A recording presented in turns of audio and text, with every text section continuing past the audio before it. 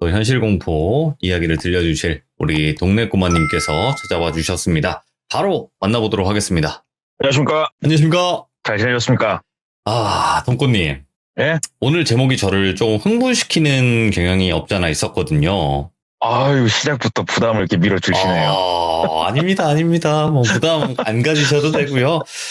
일단은 제목만 제가 먼저 이렇게 한번 말씀을 드려보고 싶지만 바로 네네. 나쁜 놈 대 미친 놈이에요. 나쁜 놈 vs 미친 놈. 네. 네, 맞습니다. 제목부터가 뭔가 느낌이 싹 옵니다. 지금 벌써. 그럼 바로 한번 출발을 해보도록 하겠습니다. 렛츠가! 기리십니다. 렛츠 기릿!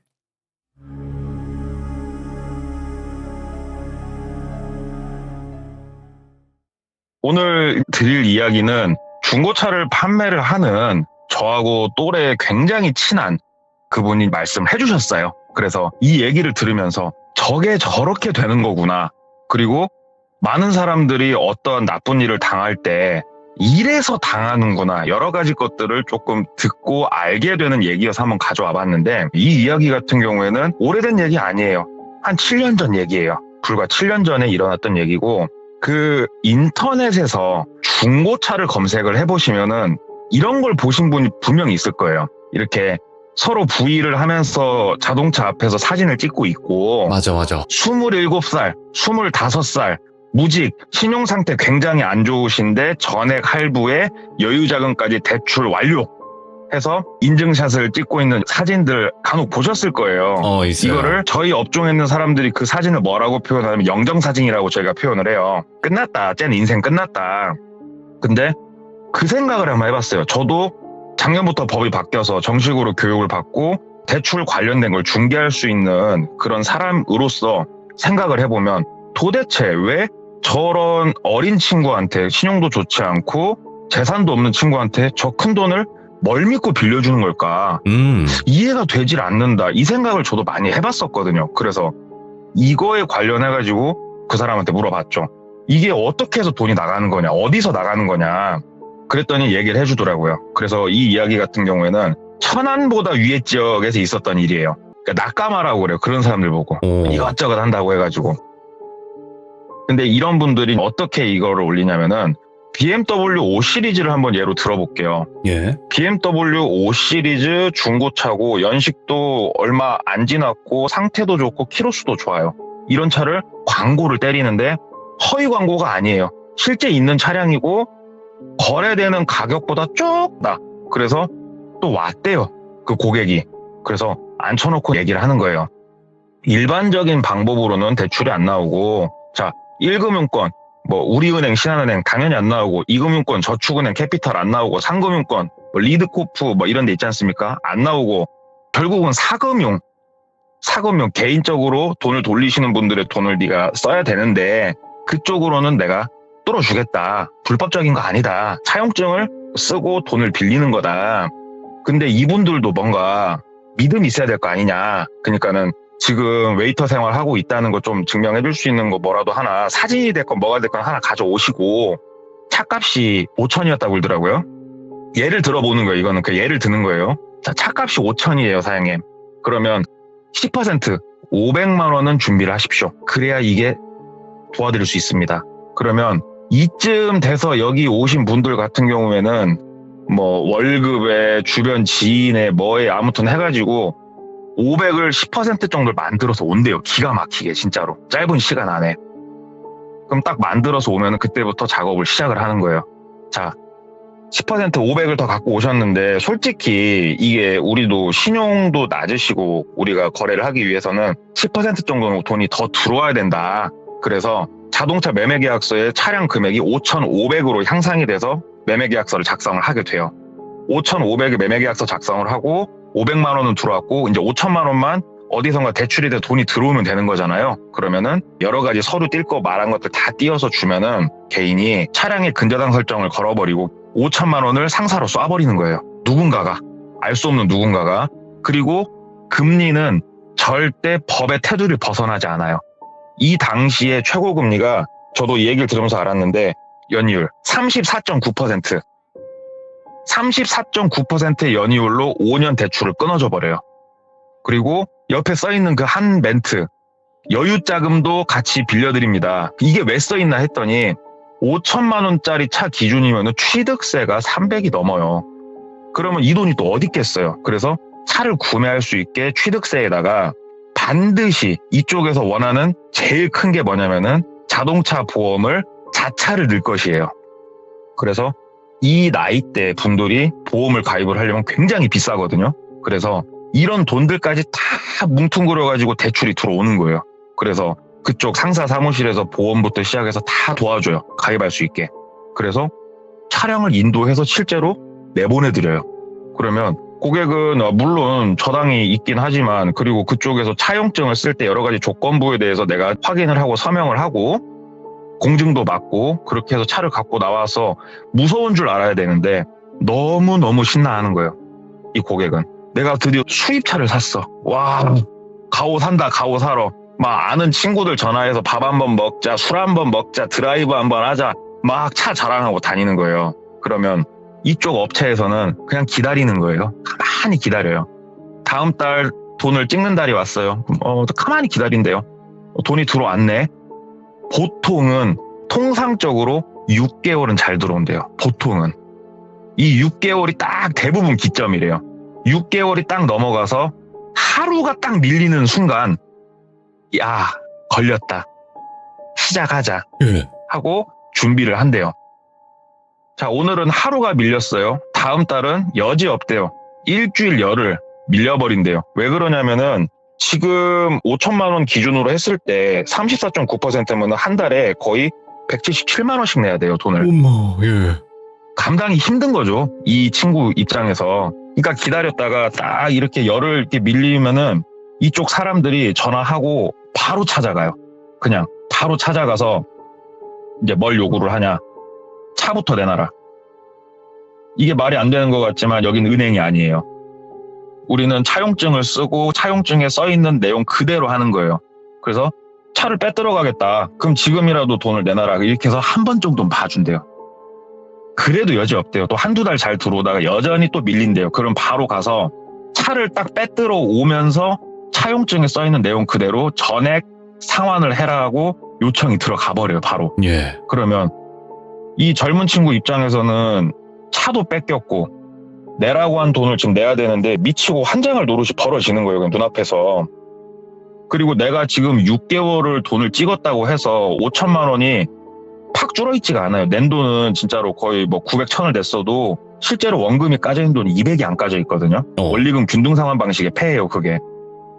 그러면 이 차를 또 본인들이 중고로 날린다. 그래서 날리면은 나는 5천을 주고 샀지만 중고로 날리는 막 3,800 말도 안 되는 가격에 날리거든요. 그러면은 졸지에 이 고객은 앉아가지고 빚이 어마어마해지는 거예요. 그냥 난 한 게 없는데 이거를 이제 노리고 그쪽에서 접근을 하는 거라 하더라고요. 그래서 이 고객이 거기에 잘 걸려 들어가지고 짧은 6개월이 좀 넘는 시간 안에 많은 돈을 회수를 하고 차까지 회수를 해버려요. 그래서 이제 박수를 치는 거죠. 아, 이번 건도 잘 했다.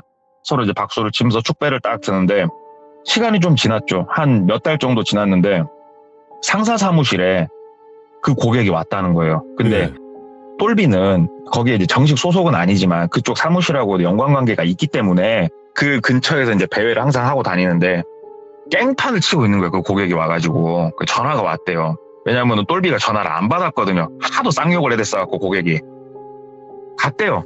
본인도 화가 나가지고 갔대요. 가가지고 뭐한 짓이냐고 그랬더니 사기꾼 새끼, 악마 같은 새끼, 사람 인생을 이렇게 짓밟아도 되는 거냐. 네가 나보다 나이도 더 먹고 이런 자동차 쪽 밥을 먹고 있으면은 사람이 잘못될 것 같으면은 가운데서 네가 나서서 이런 거는 안 된다 막아줘야 되는 게 사람의 도리 아니냐. 네가 내 인생 책임져라. 나 너 죽여버릴 거다 하고 막 거기서 막 책상을 뒤엎고 젊은 친구가 난동을 피운 거예요. 그래서 똘비가 뒷목을 잡고 바깥으로 나갔대요. 끌고 나가가지고 딱 벽에다 밀쳐놓고 야, 이 새끼야, 내가 법을 어긴 게 뭐가 있어? 법정 최고의자 내가 어겼어? 그랬더니 처음에 500 받은 돈 막 얘기하는데 야, 거래계약서 봐봐. 차값이 얼마야? 5,500이잖아. 나는 몰라. 도대체 내가 뭘 잘못했냐 너한테 법적으로. 야, 고소해. 나는 무고죄로 너 고소하려니까. 나는 법을 어긴 게 단 하나도 없어.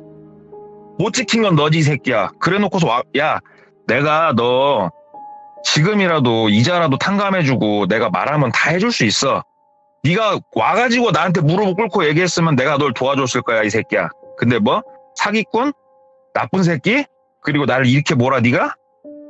꺼져. 너는 인생이 멋대 봐야 넌 정신 차려. 너 같은 새끼들 하면서 막 윽박을 질러버린 거예요. 무서워. 그러니까는 그 고객이 거기서 무릎을 꿇고 빌더래요. 살려주시라고. 나 이자만 좀 탕감해 주시라고. 원금은 내가 어떻게든 일해서 열심히 갚으려니까 이자 좀 탕감해 주시고 다시 내가 할부를 찍을 수 있게 도와주시라고 빌더래요. 근데 이건 불가능하고 어차피 똘비 영역이 아닌데 그냥 한 소리예요 그게. 예. 나는 너 같은 새끼 도와주고 싶은 의사도 없고 처음부터 네가 그 무릎을 꿇고 나한테 빌든가 막 뭐라고 하니까는 울면서 또 가더래요 고객이. 예. 너 임마 쓰리아웃이야 이 새끼야. 너라고 편하게 살 것 같아? 너도 인생 멋대봐 이 새끼야 하고 딱 돌아서서 나가더래요. 뭐 쟤도 갈 만큼 갔구나. 협박해라. 나는 법적으로 잘못한 게 1도 없다.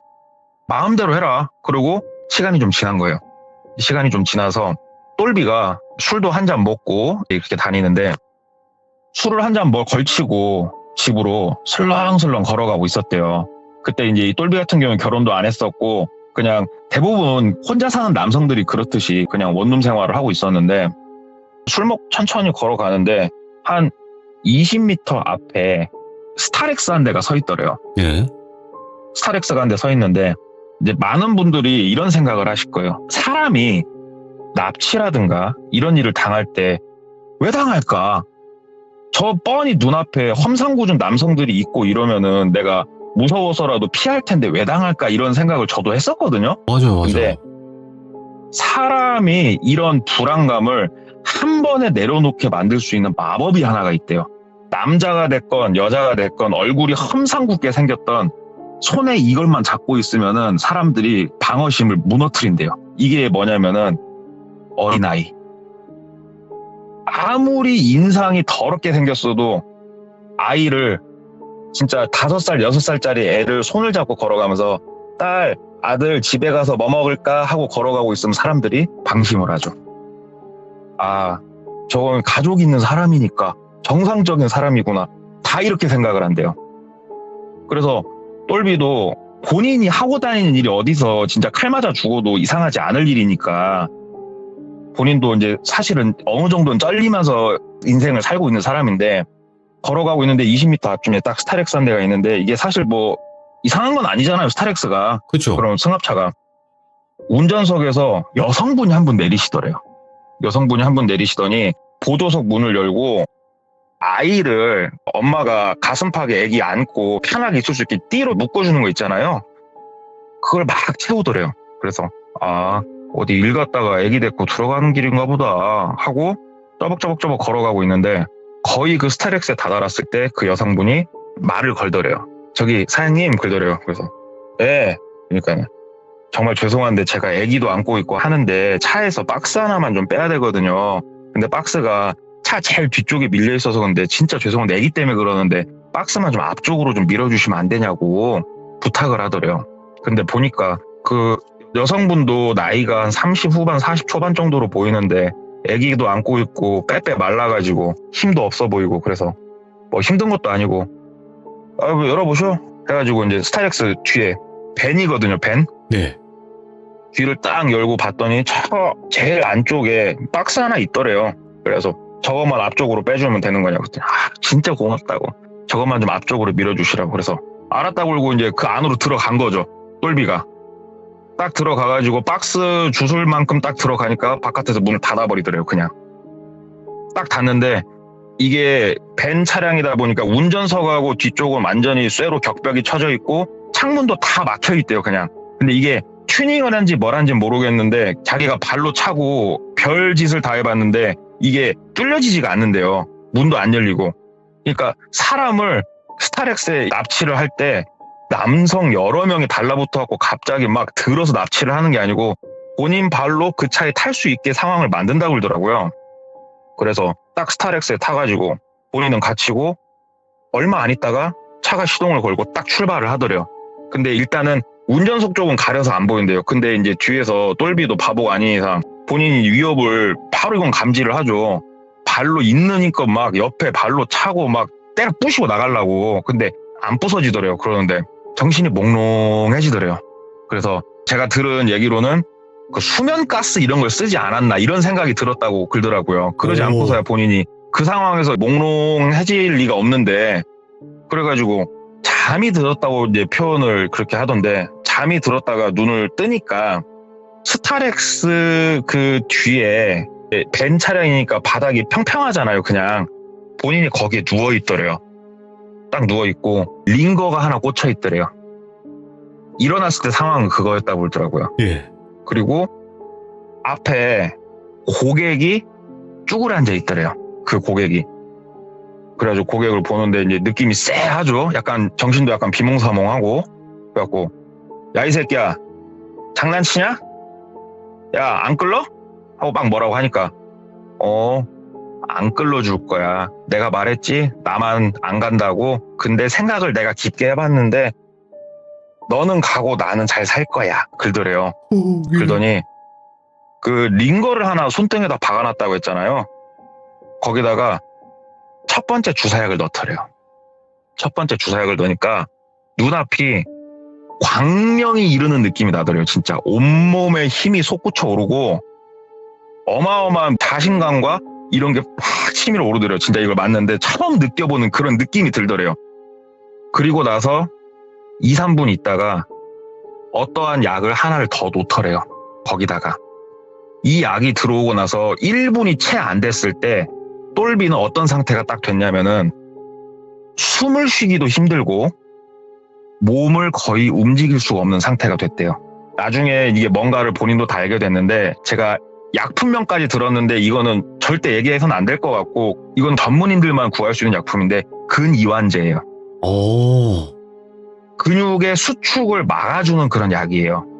그래서 이게 사람이 호흡을 한다는 거는 그 늑골과 횡격막이 위아래로 이렇게 수축과 이완을 하면서 우리가 호흡을 하는 건데 이것도 근육이 도와줘야 되는 거거든요. 그래서 적정량의 약을 주사를 하게 되면은 사람이 몸을 움직일 수가 없는 거예요. 호흡을 하기도 힘들어지고 그러기 때문에 말하기도 힘들어진대요. 비명을 지르고 싶어도 비명을 한번 질러보세요. 악 하고 비명을 지르려면 배에 힘이 빡 들어갈 거예요. 예. 결국은 근육이 받쳐줘야 우리가 비명도 지르고 말도 하는 거거든요. 근데 목소리 자체가 잘 안 나와지더래요. 근데 첫 번째 놓은 약이 뭐고 이거를 고객이 앉아갖고 말을 하더래요. 이제부터 너는 기절을 하고 싶어도 못 할 거야. 그러더래요. 첫 번째 놓은 약이 뭐였냐면은 아주 강력한 나쁜 약을 이용해서 각성 상태로 만드는 거더라고요. 사람을. 그러니까 기절을 할 수 없게 만들고 다른 약을 이용해서 몸을 움직일 수 없게 만들더라고요. 사람을. 그리고 나서 거기서 뭔 행위를 하기 시작을 했냐면은 본인은 눈을 멀뚱멀뚱 뜨고 있고 소리도 다 들리고 느낌도 다 나는데 몸을 못 움직일 뿐이에요. 그냥. 일단은 발치를 시작을 했다고 그러더라고요. 2개 정도 발치를 하고 그 다음에 했던 거는 손톱을 빼기 시작했다고 그러더라고요. 오. 근데 이게 비명 소리도 지를 수가 없대요. 느낌만 내가 온전히 거의 느껴지는데 몸을 거의 움직일 수가 없대요. 이게 차라리 기절이라도 하면 좋겠는데 기절을 왜 못하게 했는지 알겠더래요.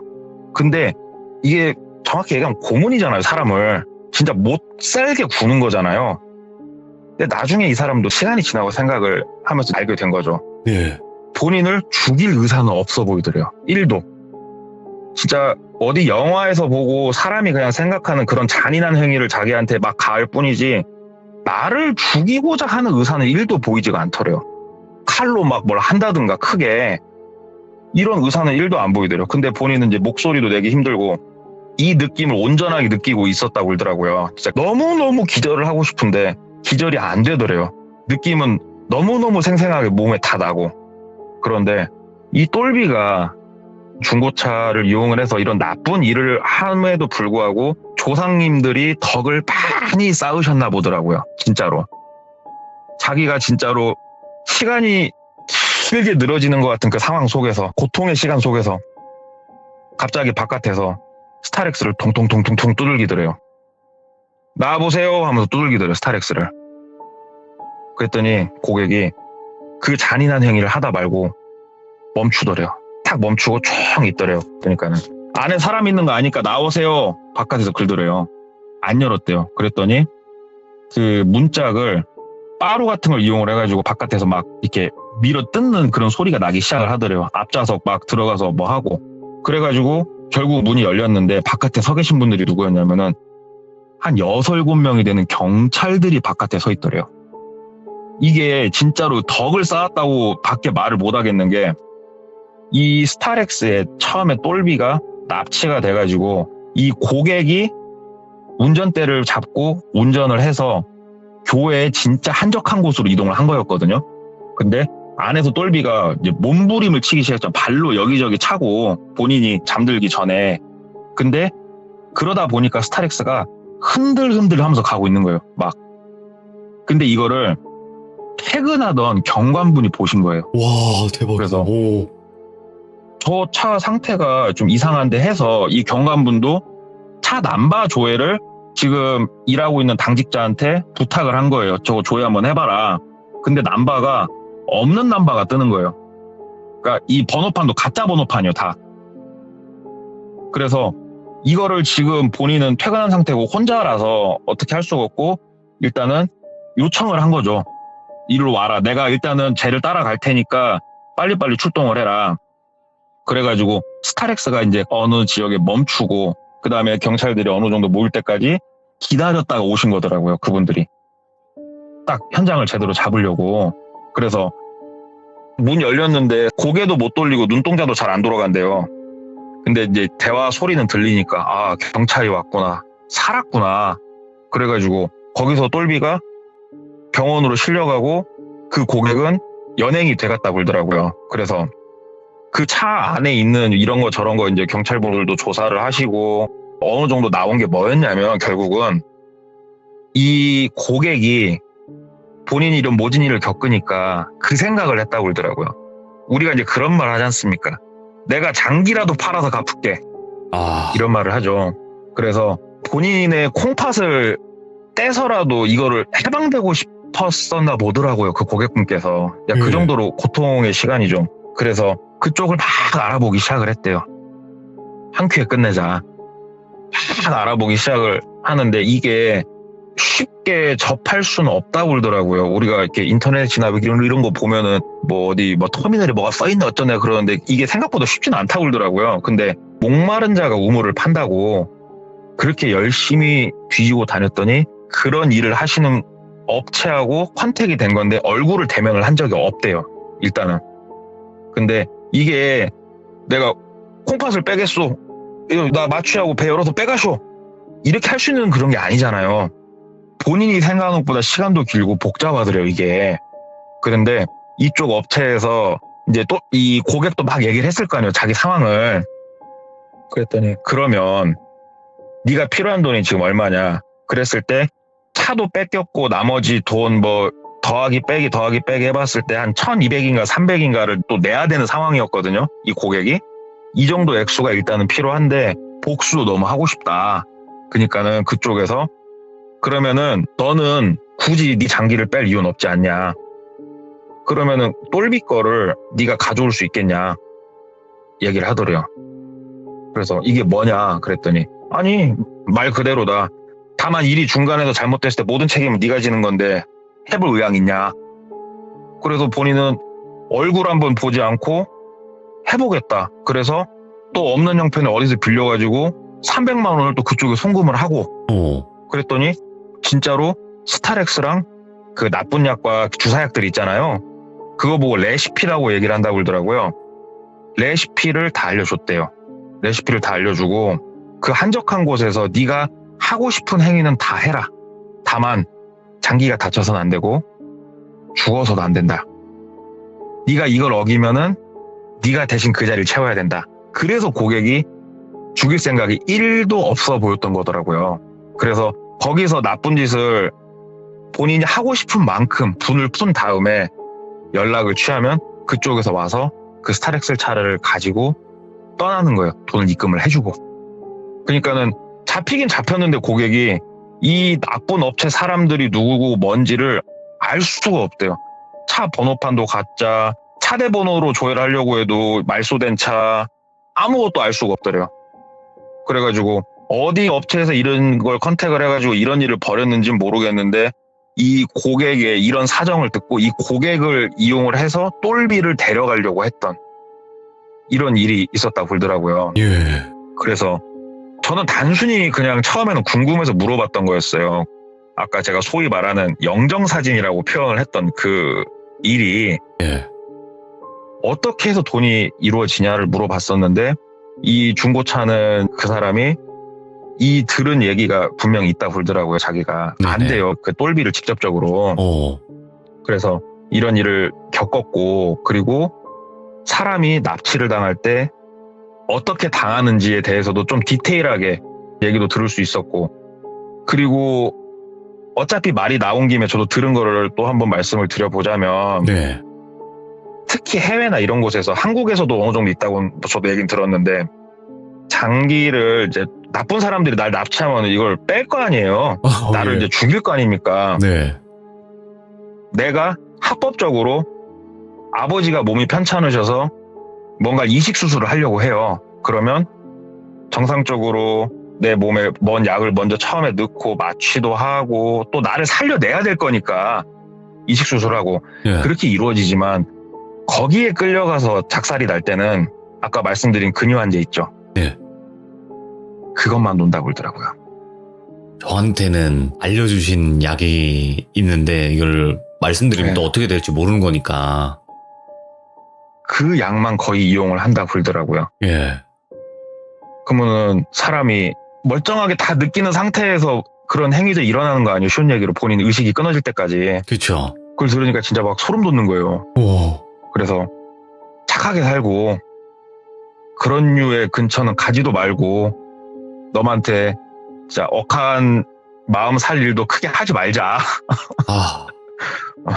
좀 이제 그런 생각을 할 수 있는 얘기를 좀 들었는데 오늘 와. 내용은 좀 막 무섭고 스펙타클하다기보다 진짜로 좀 주변에서 일어나고 있는 우리 귀족님들도 이런 거에 방심하지 말고 좀 조심하셔라 라는 취지로 한번 얘기를 가져와 봤어요. 아니, 우리 주변에서 이런 일이 일어나고 있다는 거죠? 그쵸. 저도 그냥 처음에는 이런 진짜 사람이 뭘 빼가고 이런 얘기를 듣고자 그 중고차는 그 사람한테 물어본 게 아니었어요, 진짜로. 네네. 저는 그 부위를 그리면서 어떻게 저 사람한테 대출이 될 수 있지가 궁금했을 뿐이에요, 처음엔 저도. 오. 근데 야. 결국은 이어지고 그래서 제가 아까 제목을 대출해준 사람을 전 나쁜 놈이라고 표현을 했고 그 대출을 받아서 이런 식으로 또 메꾸려고 했던 미친놈 고객 미친놈이라 생각을 했고 그래서 나쁜 놈 대 미친놈이었어요. 야, 이거는 그러니까 충분히 있을 수 있는 일이에요. 왜냐면 일단 돈꽃님의 이야기가 어떤 분들은 간혹 그래요. 아, 이게 무슨 말도 안 된다, 이런 일이 어딨냐, 살기 좋다 이러시는 분도 있는데 여러분들이 생각하는 것처럼 세상은 아름답지 않습니다. 진짜로. 아니 저도 진짜로 이렇게 주변을 이제 물어보고 다니는 게 좀 습관이 됐어요. 처음에 제가 시들모 참여했을 때는 무서운 얘기 없어요? 이런 질문을 하고 많이 다녔거든요. 네. 지금은 질문을 좀 바꿨죠. 살면서 이상했던 일 없어요? 이쪽으로 좀 바꾸니까 얘기들이 막 나와요. 질문을 바꿔야 되더라고요. 오. 무서운 얘기 없어요? 그럼 다들 귀신을 생각하더라고요. 제 그치, 질문을 그치. 듣는 사람들이. 맞아요. 근데 뭐 살면서 좀 이상했던 일 없었어요? 시겁했던 일 없었어요? 이렇게 질문을 바꿔보니까 이야기들이 툭툭 튀어나오더라고요. 근데 진짜로 돈꽃님께서는 또 현실 공포를 널리 알리는 데 있어서 정말 큰 앞장을 서고 계십니다. 그러니까 앞으로도 그 질문 전환을 더 한번 꼬아서 한번 해보세요. 아니, 사람이 무섭지 않나요? 이러면서 왜? 이러면서, 아, 사람이 무섭잖아요. 그럼 이제 사람 무서운 이야기를 꺼내실 거 아니에요? 근데 영업을 하시는 분이라면 불특정 다수한테 많이 느낍니다, 진짜로. 생각보다 진짜 많은 분들이 진짜로 멀쩡하게 회사 다니시는 분들, 공장 다니시는 분들 되게 멀쩡해 보시는 분 많죠. 많은 사람을 만나다 보면 실제로 아 되게 정상인인데 정상인이 아닌 사람들이 많구나를 진짜 알게 돼요. 맞아요. 저도 익히 제 친구한테 들어서 알고 있습니다. 제 친구도 이제 그런 일을 하는데 인류애가 점점 없어지고 있다 이렇게 얘기를 하더라고. 아무튼 오늘 공감합니다. 동네 꼬마님 너무너무 감사드리고 앞으로는 네네. 좋은 소식만 들려주시면 참 좋긴 한데 이게 또 동네 꼬마님의 업이에요.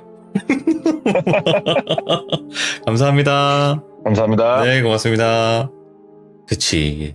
근데 항상 그랬어요. 동네 꼬마님이 얘기한 게, 저게 진짜 있어? 했는데 뉴스에 나오고. 그러니까 세상은 진짜 여러분들이 보는 것만큼 아름답진 않고요.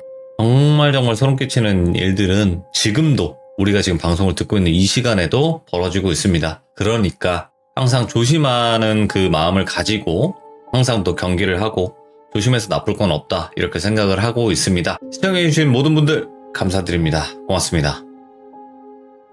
이번 이야기는 시청자 샌데님께서 찾아오셨습니다. 어떡하냐? 오늘 이야기도 샌데. 자, 오늘은 한 인형에 관련된 이야기가 될 것 같습니다. 사진도 다 준비가 되어 있고 어떤 인형이고 도대체 그 인형에는 어떤 문제점이 있었을까? 같이 한번 들어보도록 하겠습니다. 오, 샌데. 반갑습니다, 돌비님. 와, 어떡하냐? 오늘 이야기 셀 텐데, 그죠? 예. 오늘 그러면 도대체 어떤 이야기로 또 어떤 인형에 관련된 이야기일지 바로 한번 출발을 해보도록 하겠습니다. 갑시다. 렛츠 고! 샌데. 샌데.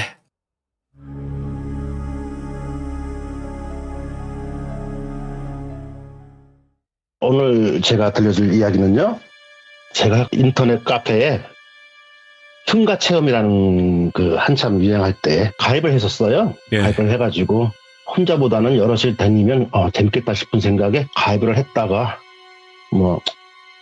안 맞더라고요. 그래서 2년 만에 이제 탈퇴를 했는데 그 흉가 체험을 가면서 한 동생을 알게 됐어요. 저보다 한 3살 어린 동생인데 그 동생은 흉가 체험을 하는 이유가 부정을 하기 위해서요. 나 같은 경우는 귀신을 보려고 찾아다니는데 그 동생은 귀신이 없다는 거를 가서 직접 보고 귀신 들리는 사람들이나 우는 사람들 보고 저거는 진짜다 아니다 저건 가짜다 이런 거를 판단하기 위해서 그래서 가입을 했다는 거예요. 그래서 대화를 하다 보니까 성격도 맞는 것 같고 재밌어요. 생각하는 게 또 독특하고 해서 친해지게 됐죠. 그러다 이제 한 2년 돼서 탈퇴를 하게 됐어요. 그러니까 그 동생도 모임에 여러 번 나가봤지만 귀신의 존재를 보질 못한 거예요. 그래서 본인은 귀신은 없다 생각을 하고 탈퇴를 하게 됐죠. 그리고 각자 일을 하다가 가끔씩 한 일주일에 한두 번씩 만나서 술을 좋아하니까 술도 한 잔씩 하고 재밌는 이야기도 하고 그렇게 지내다가 서로 일이 바쁘니까 좀 뜸해졌어요. 만나는 날짜가 좀 뜸해졌다가 어느 날 갑자기 연락이 왔어요. 형님 술 한잔 하자고. 좋지. 야 오랜만에 얼굴 한번 보자 해서 또 그 친구가 치킨을 좋아해요. 치킨을 시키면 한 2마리를 혼자 다 먹어요. 그런 친구인데 그 무슨 동네에 땡땡땡 치킨집 새로 오픈했는데 참 맛있더라. 글로 와라. 그래서 저녁에 일 끝나고 갔죠. 그래서 그 친구를 만나서 이런 얘기 저런 얘기를 하다가 둘이 코가 삐뚤어지도록 소리쳤어요. 쳤는데 어떻게 또 그때 카페 이야기가 나오고 흉가 체험 얘기가 나오면서 귀신 이야기가 나오는데 그 친구는 하는 말이 형님 저는 절대 안 믿어요 이러는 거예요. 형님이 어떤 이야기를 하더라도 저는 안 믿습니다 이런 얘기를 하는 거예요. 그래서 내가 분명히 있다 동생아, 제가 여기서 동생 이름을 철이라 할게요. 그냥 야 철아 분명히 있다, 네가 보지 못한 거지 분명히 존재를 한다 그 얘기를 했어요. 그랬더니만 이 철이가 하는 말이 형님 그러면은 우리 그때는 단체로 갔지만 형님하고 저하고 한번 가보실래요 이러는 거예요. 그래? 나도 한동안 못 가봤으니까 그럼 가보자. 그럼 어딜 갈까? 그랬더니만은 그때 그 카페에 무슨 지역에 흉가다 그런 댓글이 있었어요. 그래서 거기를 한번 가보자는 거예요. 그래서 제가 그랬죠. 아무래도 거기는 폐가다. 근데 이왕이면 흉가보다는 폐가가 낫다. 그런 느낌을 받았다 하고 그렇게 약속을 하고 헤어졌고 그 후에 이제 만났죠. 만나서 또 찾아갔어요. 근데 또 그 길이 제가 일을 하면서 그쪽으로 왔다 갔다 해서 그 길을 어느 정도는 알아요. 아는 길이었기 때문에 찾아가기 쉽겠더라고요. 한 9시에 출발했나? 정확히 모르겠네요. 밤에 출발을 했는데 한 2시간 그렇게 가서 도착을 했죠. 갔더니만은 완전 시골이 아니고요. 도시의 약간 외곽 쪽에 조그만 동네가 형성이 되어 있는 그런 동네였는데 맨 끝에 그 폐가가 있더라고요. 그리고 대문은 없어요. 뭐 문짝을 떼어갔는지 문짝은 없고 그냥 마당이 휘잉 보이더라고요. 그래서 이제 차에 내려서 준비를 했죠. 준비를 하고 배낭 하나씩 메고 들어가려고 하니까 안에서 뭔가 소리가 나는 거예요. 중얼중얼 하는 여자의 목소리가 들리는 거예요. 그래서 순간적으로 멈췄죠. 그런데 철이도 들었고 저도 들은 거예요. 그래서 갑자기 들어가기가 무서운 거죠. 그래서 잠깐만 기다려보자 했더니만 갑자기 방문 여는 소리가 끽 하고 들리는 거예요. 그러더니 슥 이런 소리가 들리는 거예요. 그래서 저희는 현관 앞에 딱 서가지고 가만히 듣고 있었죠. 슥 하더니 갑자기 문이 확 열리는 거예요. 문이 확 열리니까 와 눈이 그 아이샤도 여자들 그 짙은 검정색 그 눈 화장에다가 시뻘건 입술 루즈를 바른 그런 젊은 처녀 귀신이 툭 나오는 거예요. 그 순간 철하고 저는 뒤로 바람 넘어졌어요. 기절을 했어요. 거진이 기질 수준이죠. 너무 놀래가지고요. 이게 소리도 안 나와요. 그랬더니 그 처녀 귀신이 노래 보는 거예요. 그래서 제가 그랬죠. 귀신이야 사람이야 했더니만은 치 하고 웃는 거예요. 비웃듯이. 그 보니까 귀신이 아닌 거예요. 사람이에요. 여자예요. 나이는 한 20대 초반에서 중반? 되게 젊어 보였어요. 그런데 눈은 까만 화장에 빨간 루즈, 진짜 상당히 무서웠었어요. 그래 치 웃는 거예요. 그러다가 사람이에요? 귀신이 했더니만은 치 이러는 거예요. 근데 손을 보니까 왼손인가 그쪽에 쇼핑백을 하나 들고 있더라고요. 그 사람 맞잖아요. 귀신이 그런 걸 들을 리는 없잖아요. 그래서 사람이다 하고 이제 일어났어요. 그래서 아니 혼자 여기를 왔냐고 했더니 말대꾸를 안 하는 거예요. 전혀. 그냥 뻔히 쳐다보는 거예요. 뻔히요. 근데 그 몸에서 향이 나는데 그 향내가 엄청 지독하게 나는 거예요. 그 몸 자체에서 향내가. 그러더니 이렇게 저를 한참 쳐다보더니 여기 뭐하러 왔어? 이러는 거예요. 체험하러 왔다. 아가씨도 여기 체험하러 왔냐? 그랬더니만은 말대꾸를 안 하는 거예요. 안 하고 그냥 가려고 그러는 거예요. 그래서 일어났죠. 일어나면서 아가씨 혼자 여기 체험 왔냐고 했더니만은 하는 말이 여기 있는 거 아무것도 건들지 마. 가져가지 마. 알았어? 이러는 거예요. 그러니까 놀랬기도 했지만은 한참 나보다 어린 것 같은데 반말을 하는 거예요. 순간 좀 기분이 나쁘잖아요. 그래서 아가씨 내가 지금 말을 놓지 않고 존댓말을 쓰는데 왜 반말을 하냐고 제가 그랬죠. 갈 때는 놀래가지고 지금 심장 떨려 죽겠는데 물어보는 말에 대꾸도 안 하고 반말부터 시작하냐 했더니만은 저를 한참 노려보는 거예요. 한참 노려보더니만은 주머니에서 뭘 꺼내요. 뭘 꺼내더니 이렇게 주는 거예요. 뭐하고 딱 봤더니만 명함이에요.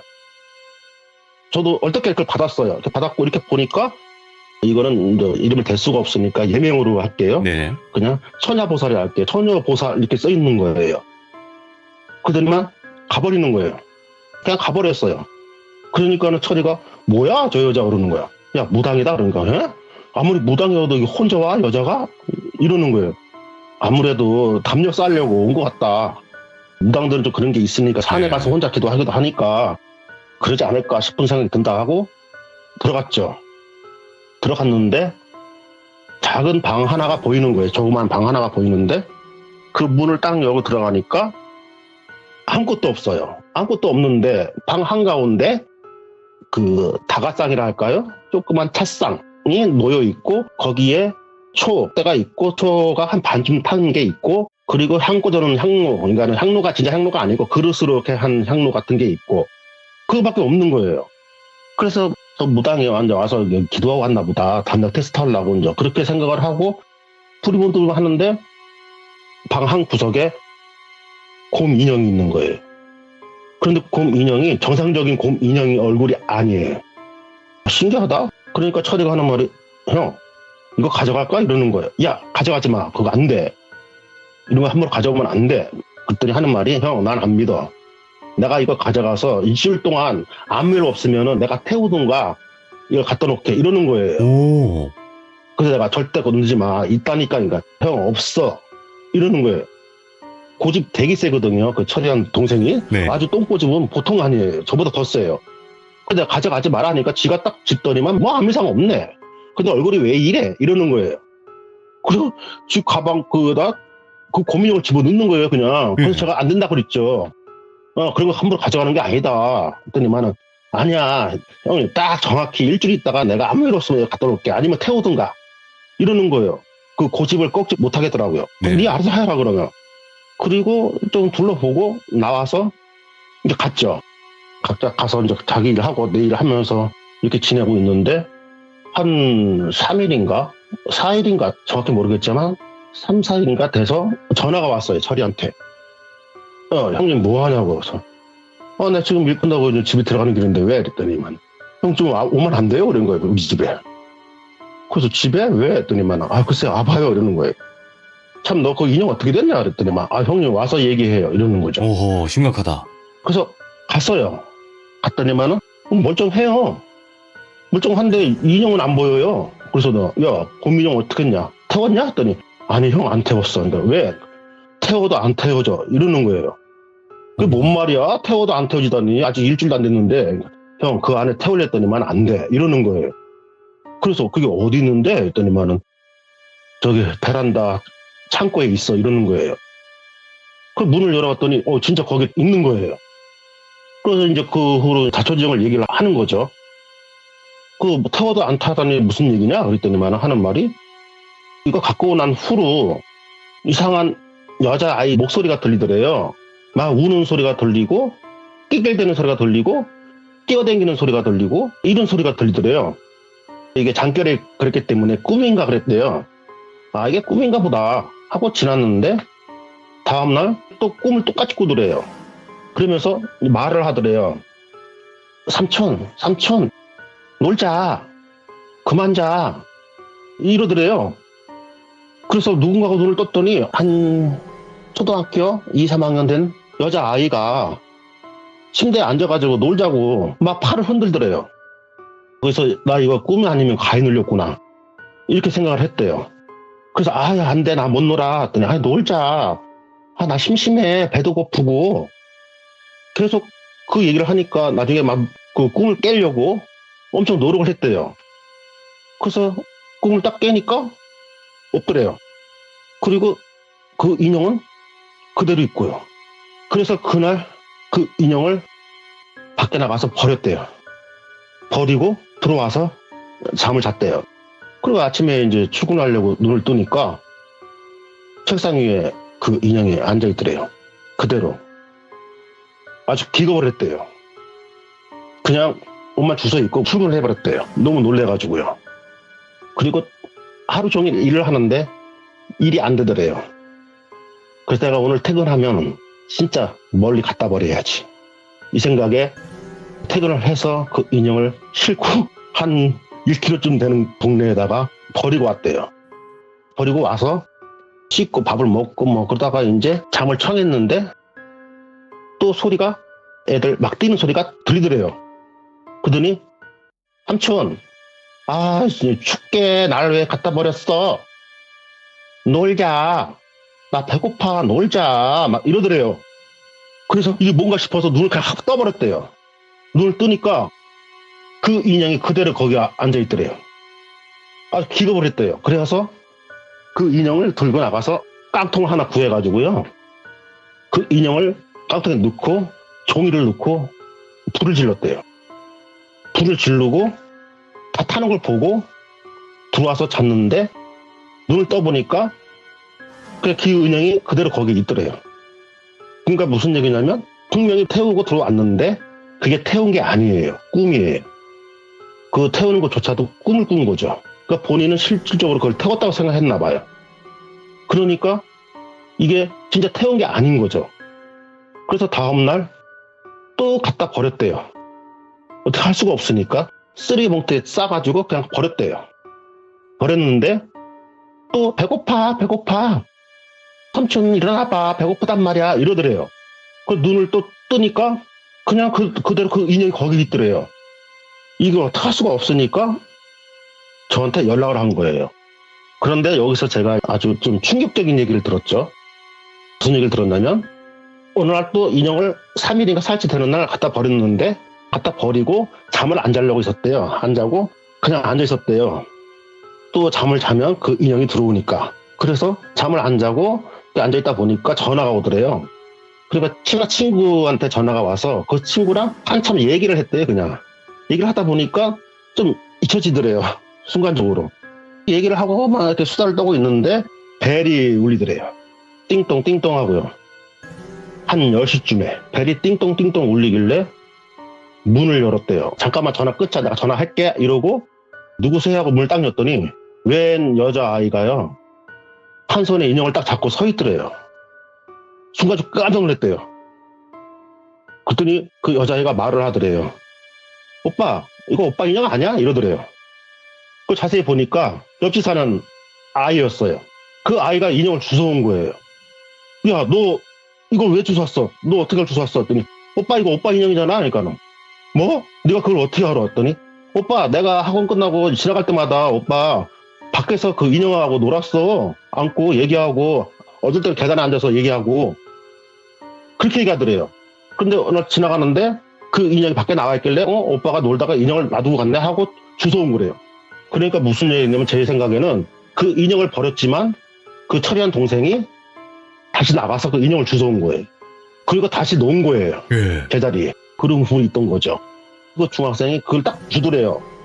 그래서 얼떨결에 그 인형을 받았대요. 받아가지고 야, 내가 이 인형을 없앨 수가 없겠구나 하는 생각에 전화를 했다는 거죠. 저한테. 네.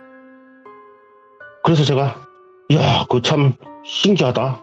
전에도 제가 방송할 때 얘기를 했지만 저도 뭐 그런 집에서 좀 물건도 갖고 오고 뭐 테스트 해본다고 해봤지만은 그렇게까지는 그런 일은 없었거든요. 그래서 그러면 이 인형을 어떡할래? 했더니만 형님 이 인형을 좀 가져가면 안 돼요? 갖다 주면 안 돼요? 이러는 거예요. 그 자리에. 형님 길을 잘 아니까 자기 길을 모르겠대요. 그래? 그럼 일단 알았다. 그러고 제가 그 인형을 가져오기 전에 한번 사진을 한 3장이나 찍고 그 사진을 제가 저장을 하고 인형을 가져왔죠. 그리고 제 차 트렁크에 실었어요.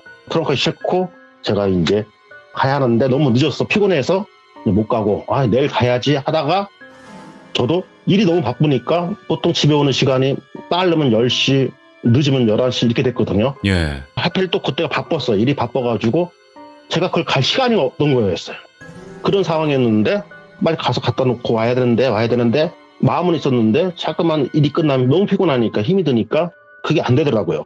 그러고 있었는데 한 3일인가 이렇게 딱 지났는데 집에 와가지고 제가 문자를 확인을 했어요. 이거 하다 보면 문자가 너무 많이 오니까 제가 혹시 못 본 문자가 있나 하고 이렇게 넘겨보니까 그 철이 동생이 문자가 왔어요. 네.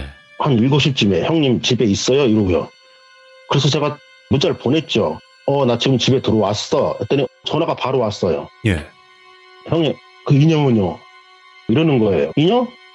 내가 일이 바빠가지고 내가 야 못 갔다. 내가 봐가지고 내가 갈게.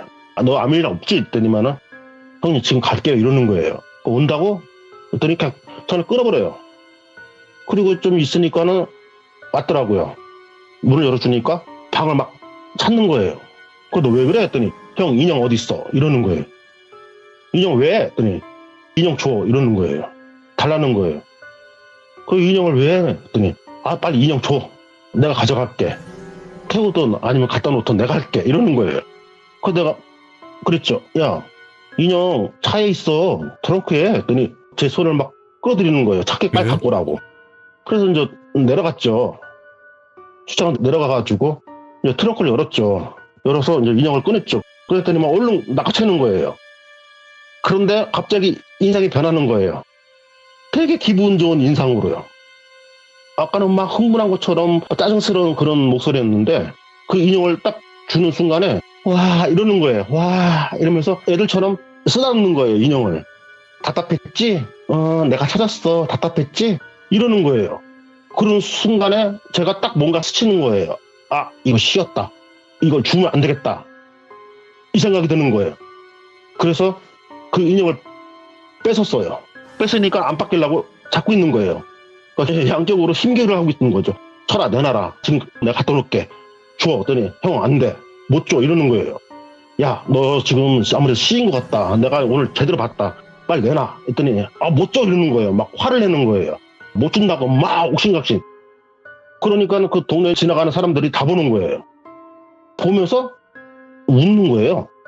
그러더니 나 기억나는 게 두 여자분이 지나가면서 엄마 저기 저 봐봐 인형 갖고 둘이 싸운다? 그러니까 그 모습이 되게 웃겼나 봐요. 인형 하나 들고 멀쩡한 남자 둘이서 줘 싫어 못 줘 막 이러니까는 그게 웃겼나 봐요. 사람들이 지나가면서 이상하게 쳐다보고 웃고 이러고 가는 거예요. 그래서 이거 안 되겠다 싶은 생각에 제가 처리를 발로 걸어 넘어뜨렸어요. 넘어뜨린 순간에 걔가 이제 인형을 딱 놓더라고요. 그래서 제가 얼른 트렁크 인형을 던지고 트렁크 문을 닫고 차를 타서 출발을 해버렸어요. 출발을 막 하니까 전화가 오는 거예요. 그래서 딱 보니까 철이에요. 그래서 제가 이제 스피커폰으로 딱 눌렀죠. 누르고 가만히 있었어요. 그러니까 이 XX야? 막 욕을 하는 거예요. 인형 안 내놔! 막 이런 식으로 빨리 내놔! 빨리 돌아와! 야, 이 XX야! 막 이러는 거예요. 와, 이거 제대로 이거 씌었구나 싶은 생각에 그냥 가만히 듣고 있었어요. 그랬더니 한참 욕을 하다가 끊어요. 그리고 저는 이제 그 폐갓집으로 향했죠. 폐갓집으로 향했는데 거진 다 온 것 같은데 길을 못 찾겠어요. 분명히 다 왔는데 내비게이션 말대로 그대로 갔는데도요. 잠깐만 제가 엉뚱한 데로 빠지는 거예요. 계속 엉뚱한 데로 빠지는 거예요. 한 20-30분을 헤맨 것 같아요. 제가. 와, 이거 어떻게 찾아야 되지? 내비게이션 우회전하세요. 그럼 우회전하면 안 나오는 거예요. 그러면 보면 제가 잘못 들어갔어요. 한 블록 더 가야 되는데 제가 그 전으로 들어가고 막 이런 일이 생기는 거예요. 그래서 이걸 어떻게 찾지 막 이러고 난감한 거예요. 제가. 그런 순간에 천여금당이 준 명함이 생각이 난 거예요. 저는 그 성격이 명함을 주면은 그걸 모았다가 이렇게 정리를 하거든요. 필요한 거 안 필요한 거. 그렇기 때문에 버리질 않거든요. 그래서 차 사물함 막 뒤졌어요. 차를 세워놓고 막 뒤지니까 나오는 거예요. 하늘 딱 보이는 거예요. 그래서 막 놀랬죠. 그랬더니 전화를 바로 받아요. 어디야? 이러는 거예요. 그 처녀보살이. 받자마자? 예, 아는 거예요. 갖다 놨어? 이러는 거예요. 그래서 갖다 놓으려고 하는데요. 키를 못 찾겠어요. 이랬더니만은 어디쯤이야? 이러는 거예요. 그래서 제가 이정표를 보고 얘기를 했더니 구에서 쭉 가다가 오른쪽에 쭉 빠져 쭉 가면은 20분 걸려. 그러면 집이 보일 거야 하고 탁 끊어버리는 거예요. 그래서 그대로 갔더니 진짜 이정표가 보이고 오른쪽으로 우회전해서 한 20-30분 쭉 가니까요. 그 집이 보이는 거예요. 그래서 주차를 하고 인형을 꺼내가지고 방에 들어갔죠. 네. 들어가서 그냥 서가지고 그냥 미안합니다 하고 제가 저를 세 번 하고 인형을 그 구석에 그대로 놔두고 나왔어요. 예. 나왔는데 전에 들어갔을 때는 분명히 그런 게 없었는데 제가 들어가서 못 봤는지 모르겠지만 방문을 다시 열고 딱 나가려 하는 순간 그 방문에 글자가 써 있는 거예요. 핑크색 색깔의 글자. 꼭 마치 분필로 쓴 것처럼 내 인형. 그렇게 써 있는 거예요. 그냥 내 인형만? 예, 내 인형. 예. 근데 분명히 전에 갔을 때는 그게 안 써 있었거든요. 그 문구가. 그 순간에 제가 머리털이 삐죽하고요. 닭살이 돋으면서 너무 무서운 거예요. 저도 미친놈이지 왜 그 혼자 거기까지 왔는지. 그 방문을 열고요. 뛰쳐나갔어요. 그냥. 마당으로 뛰쳐나가는 순간에 제가 기절을 했어요. 마당에 귀신이 서 있는 거예요. 빨간 입술에 까만 눈동자가요. 예. 순간 보고 제가 기절을 그 인기척을 좀 하지 아니면 전화를 하든가 번호가 찍혀 있을 텐데 왜 안 하고 서 있냐니까는 도착한 줄 몰랐어 이러는 거예요 그냥. 예. 그런데 저쪽에서 아줌마 한 분하고 아저씨 한 분이 올라오는 거예요. 제가 비명을 질렀나 봐요. 와 하고요.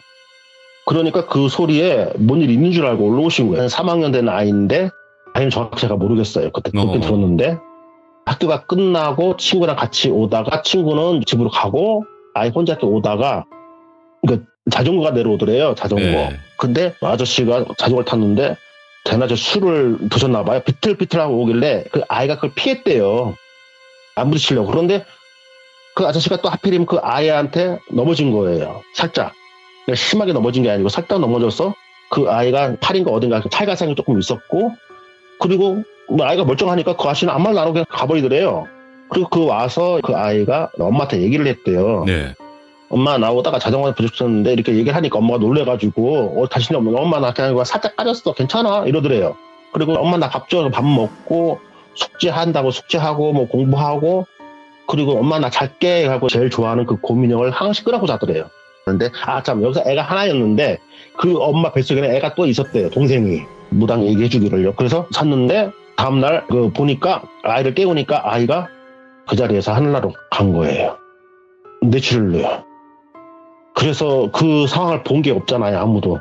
그래서 신고를 했는데 나중에 아주 유능한 형사분이 그 날짜와 그 시간대에 그 마을에서 술을 드시고 자전거 운전하는 분을 찾아가지고 결국은 찾았어요. 그게 얘기해 주더라고요. 근데 그 엄마가 얼마나 황당하겠어요. 이쁜 아이를 그렇게 잃었으니. 황당하잖아요. 그래가지고 엄마가 우울증에 막 시달리고 너무 힘들어하는데 또 뱃속에 태아가 있는데 아버지가 이래서 안 되겠다 싶어서 이사를 간 거예요. 그리고 그 처녀보살을 불렀던 거예요. 이 아이를 천도를 해주려고 불렀는데 천도가 안 되더래요. 너무 세더래요. 그 아이의 원이. 그래서 이 아이의 옷이라든가 뭐 하나 있으면 달라 했더니 아무것도 없더래요. 그 아버지가 엄마가 그걸 보면 우니까 그냥 흔적을 다 없애버린 거예요. 싹 다. 그럼 아무것도 없냐가 없다. 그런데 혹시 우리가 이사 갈 때 태울 건 태우고 간 거예요, 거기를. 기도하고 나오는 거를 우리는 놀랬고 그런 상황이 된 거죠. 그러면서 쭉 얘기를 해주는 거예요. 그게 들으니까 너무 마음이 안타깝고 아프더라고요. 그만큼 이 애가 비록 어리지만 한이 맺힌 게 있다는 거죠. 왜냐면 다 크지 못한 아이가 갔기 때문에 오히려 이런 아이들이 한이 맺히면 더 무섭대요. 그러면서 이 인형을 가져가냐고. 그래서 내가 그랬죠. 그러면은 저 인형이 좀 고민형이 개기한데 저게 왜 저렇게 생겼냐 했더니만 얘기를 해주는 거예요. 처음에는 멀쩡했대요. 그 초로보살이 하는 말이 처음엔 멀쩡했는데 이렇게 기도를 하다 보니까 그 귀신은 또 안 나가려고 하잖아요. 보통 안 떠나려고 하는 게 있잖아요. 그러다 보니까 조화를 부리더래요. 기도를 하는데 눈동자가 색깔이 변하더래요. 그리고 코에서 숨 쉬는 소리가 들리더래요. 그래서 처음에는 이 처녀무당이 이 인형을 태우려고 밖에 나가서 마당에서 태웠대요. 태우고 천도를 하라, 좋은 데 가라고 하고 다시 들어와서 기도를 하고 있는데 그 기도하는 순간에 이 처녀보살이 졸았나 봐요. 눈을 뜨니까요. 그 인형이 있는 거죠. 그러니까 아까 그 철이랑 똑같은 거예요. 그러니까 없을 수도 없고 태울 수도 없는 거예요. 갖다 버려도 다시 씌워가지고 버린 사람이 다시 주워오게끔 만드는 거죠. 그래서 처녀보살이 이걸 어떻게 해야 되나 싶은 생각에 문을 막고 코를 막아버린 거예요. 그러니까 소리가 안 나더래요. 그리고 눈동자가 안 움직이더래요. 그래서 그때부터 100일 기도를 하게 됐는데 하필 우리가 와가지고 이런 일이 생겼던 거죠. 실은. 와, 근데 이거 뭐, 막아놓은 거 보니까 너무 기괴하다. 예. 왜냐면은 이 천이 없어가지고 빨리 막아야 되니까 그 꿈꾸고 났는데 천이 없어서 주워가지고 하다 보니까 이렇게 막아준 거예요. 같은 천을 했어야 하는데 그냥 그 집안에 어디 막 찾아가지고 막아놓은 게 이렇게 된 거예요. 사실은. 근데 저도 이걸 보고 처음에는 깜짝 놀랐었어요. 그래서 제가 사진을 찍어 놨었죠. 그리고 난 후에 이제 철이라는 그 동생은 아무 종교를 믿지 않은 사람이었는데 특히 이런 무당 이런 세계를 더 안 믿었어요. 예. 근데 지금은 교회를 열심히 다녀요. 하나님을 네. 열심히 믿고 있어요. 그래서 내가 한번 만났을 때 물어봤죠. 야, 너 아무것도 안 믿는다며? 하나님도 안 믿는다며? 했더니 이 동생이 하는 말이 형, 나는 그것을 받고 그것을 믿어. 그렇기 때문에 또한 하나님도 믿어. 이렇게 얘기하는 거예요. 그래서 지금은 열심히 하고 그 후로 이 동생은 믿어요. 믿고 다시는 이런 곳을 안 가겠다고 네. 얘기를 하고 지금도 가끔씩 이제 뭐 연락은 되고 있고요. 그리고 예. 우리 기종님들 집엔 다 이렇게 인형이 있잖아요. 있는 집이 있을 거예요. 오늘 밤에 기종님들 귀 속에 놀자고 할 거예요. 인형들이. 이런 거 사실 안 무서워하시는 분들도 많은데 무서워하시는 분들도 있어요. 진짜로. 어차피 공포방송이기 때문에 무섭게 해야 됩니다. 문 딱 뜨면요. 곰돌이 인형이 엉덩이 흔들고 있을 거예요. 얼굴 앞에. 야, 오늘 샌드님께서 정말 또 기괴한 인형 사진까지 준비를 하셨고 그에 관련된 이야기를 들려주셨는데 너무 감사드려요. 진짜 잘 들었습니다. 감사합니다. 예, 감사합니다. 수고하세요. 샌데.